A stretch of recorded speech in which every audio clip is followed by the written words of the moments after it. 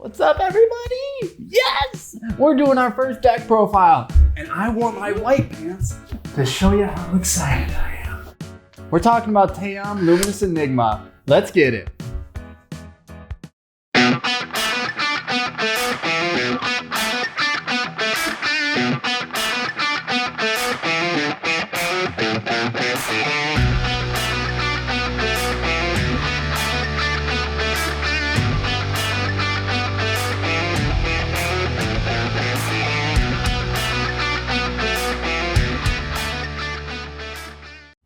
Let's start by talking about Tayam. Tayam is a 4 MV legendary creature that costs 1 green, black, and a white with the ability that whenever another creature enters the battlefield under your control, put a vigilance counter on it. And then you can pay 3, remove 3 counters from creatures you control, mill 3, and then return a permanent from your graveyard with CMC, MV, 3 or less, at no cost. It is incredible. Tayam was first introduced in Commander 2020 as one of the additional premium foil commanders in the Symbiotic Swarm pre-constructed deck. I had no idea how powerful this was going to be. At instant speed, no less, you can grab anything from your graveyard as long as you have the mana and the counters, because Tayam only really cares about 2 things. No, 3 things. No, 4 things. Tayam cares about 4 things. The CMC of the cards in your deck, 3 CMC or less, cares about having counters, cares about your graveyard, and cares about having mana to activate the ability. That being said, I was able to put an engine into Tayam that was reliable, it was efficient, and it always got the job done. Those cards included Promise of Boonrai, Ashnod's Altar, and those 2 go infinite together as long as Tayam is on the battlefield. Per Imaginative Rascal, you have Winding Constrictor, you got Renegade Rallier, which is incredible value because I do intentionally build in 2 CMC or less creatures or permanents into the deck to just generate extra value from that card alone. And then I'm also playing a pet card of mine, Deadly Grub. The cool thing about Deadly Grub is that when you use Tayam's ability to remove the vanishing counters, the sacrifice trigger goes on the stack. And so you can jump in there and interrupt and sacrifice it to Ashnod's Altar, Phyrexian Altar, Viscera Seer, or whatever, any sack outlet, and get value from it. And then it goes to the graveyard, it generates another creature, giving you another vigilance counter to kind of keep the wheels turning. Because you are interrupting and you are sacrificing it before Tayam's ability resolves, you can grab it with Tayam's ability because it's sitting there waiting in the grave. So if you didn't hit your combo piece or you didn't hit something that you need, you can just go ahead and grab the Deadly Grub back and keep spinning it until you get where you need to go. Seems good. About a dozen plays through the deck, I started realizing that the lines were very straightforward, that they weren't unique, that I was winning the same way over and over again. And then I looked at Crucible of Worlds and I was like, oh my God. And then I looked at Ravenous Excavator and I was like, oh my God. And then I looked at Azusa and I was like, oh my God. And then Zendikar Rising announcements started happening and I was like, is this a Landfall thing? I was so enamored by that idea, I just kind of went with it. And so you have cards like Wayward Swordtooth and Azusa Lost But Seeking, you have Dryad of the Elysian Grove, and those are pretty much the only 3 that allow me to play additional lands on each of my turns. But then I have the inclusion of Crucible of Worlds and Ravenous Excavator, so I can grab them from the grave. I'm playing a ton of fetches, so like Field of the Dead is super crucial because late in the game, when you can grab a fetch, you get that landfall trigger from Field of the Dead, get a zombie, get a vigilance counter. And then you fetch it, another zombie, another vigilance counter. And it's really kind of helps the machine just go forward. And if you're able to get Concordant Crossroads out, you can swing in for game if you haven't already, fallen into your other combos like Good Fortune Unicorn and anything with Persist. And Zulaport Cutthroat or Blood Artist, Bastion of Remembrance, all that stuff. those were the very first Landfall cards I decided to put in the deck because they allowed me to play more. Like, I love being rewarded for just playing the game, and that allowed me to do that. There were a few fun cards from Zendikar Rising that I just loved putting in the deck for not only purpose and value, but for flavor wins. When I'm 1v1 versus somebody, I can crush them with this and it feels amazing. And that's like Territorial Sightcat. It's a 2/1 trample that whenever a land enters the battlefield under your control, put a +1/+1 counter on it. The other card is Fearless Fledgling, which does the same thing for 1 mana less, which becomes a target for Renegade Rallier, along with the next card, Lotus Cobra.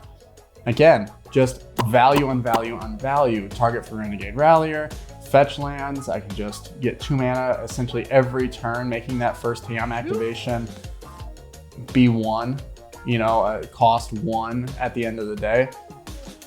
The one thing that I would say about Tayam that is more important than anything else is just having the ability to generate creatures. Because it doesn't matter if it's non-token or token or whatever, you just need creatures to be able to put vigilance counters on, which is why Archon of Emeria is just a little bit better than Rule of Law. A couple more cards for the Landfall variant that I'm super excited about. One is Springbloom Druid. Springbloom Druid essentially pushed Harrow out of the deck list because it is Harrow on a creature that I can get a vigilance counter off of or be able to sacrifice for value. And it's just recurable to be able to do that, and getting 2 landfall triggers is important. The next one is Evolution Sage, because once it hits the board, it's not the primary target. There are so many threats in Tayam's game plan, like Opposition Agent or that Aura Shards that's sitting there. There are so many other targets for removal, and Evolution Sage is just something that when it hits the board, it sticks to the board. And it just helps you just go crazy with counters when you're able to build into Landfall. Finally, the best Landfall creature that they may have ever printed, Scoot Swarm, is wild in here, 3 CMC, just that perfect number, enters with a vigilance counter. All of the copies are gonna enter with a vigilance counter. You're likely to have 6 or more lands, and this thing just goes off. It just feeds the engine so well. If you have Ashnod's Altar, Phyrexian Altar, it allows you to just mill through your entire deck and win the game. That's it for my Landfall variant, but I wanted to sit and talk about 2 more variants that I'm super excited about to actually build. I've put them in my Architect profile, so you guys can check that out in the description below. It was my first commander deck I ever built. It was Hapatra, Vizier of Poisons. I had played the deck in Standard up against the Torrential Gearhulk nonsense that just reigned supreme. There were a few victories here and there, but I loved all the interactions with Hapatra, all the cards from Amonkhet, and I had always just kind of kept that deck intact. But I started getting creative, I started getting adventurous, and looked at Hapatra as a hidden commander for Tayam. And it works. It really works, because a lot of the pieces in Hapatra that allow her to go infinite are 3 CMC or less. Blowfly Infestation. 1, if you have Hapatra out there and you're able to create a snake and then use Hapatra's ability or something like that and put another -1 counter on a snake while Blowfly Infestation is out, you just go infinite, infinite -1 counters, infinite snakes, whatever, infinite death triggers, infinite ETBs. And so your Zulaport Cutthroat instantly wins the game, or your Obelisk Spider, which is also 3 CMC, wins the game. In the Landfall variant, I don't run any cards or any permanents that are more than 3 CMC. I run Eerie Ultimatum, which still remains in this build, and then Finale of Devastation. The Hapatra variant runs 1 card that is larger than 1 permanent, 1 creature that is larger than 3 CMC, and that is Yawgmoth, Thran Physician. Because he is just too good, you draw your deck out and you remove any creature on the battlefield at instant speed. With Hapatra, you just kind of go infinite there.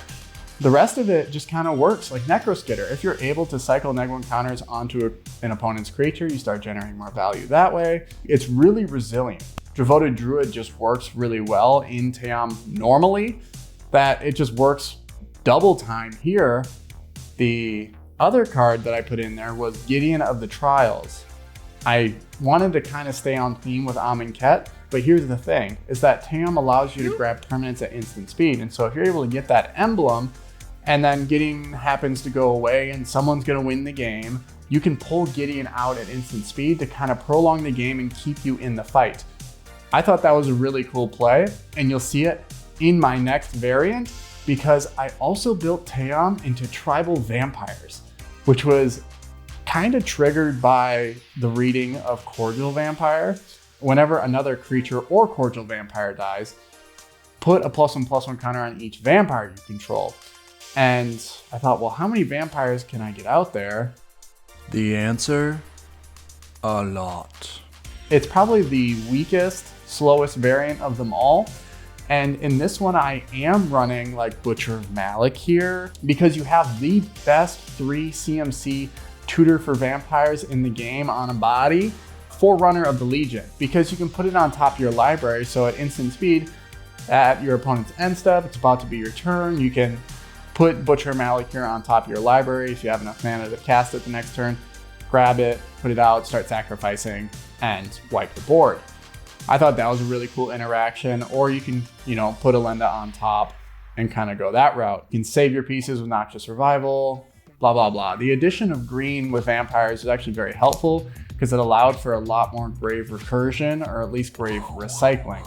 The only reason that I say that that one's slower than the Landfall and the Hapatra variant is because it doesn't really hold any infinite combos other than Promise of Boonrai and Ashnod's Altar or Phyrexian Altar or something of the like. It has a lot more draining abilities with like Cruel Celebrant and Blood Artist, because I'm not running Blood Artist in the Hapatra variant.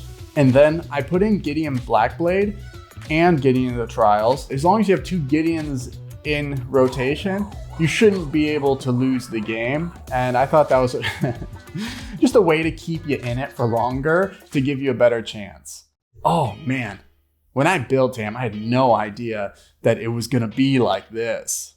It is such a cool commander. And with that being said, be sure to like the video, subscribe below, and join our Discord. We have a growing community on there. You can talk to me at any time. You can find the Architect profile below, and that has all 3 variants of the Tayam decks we just talked about on there. And you can take those as inspiration, or you can copy them, build them for yourself, because they are a ton of fun to play. And we'll see you next time. Thanks for watching, and take care. Bye.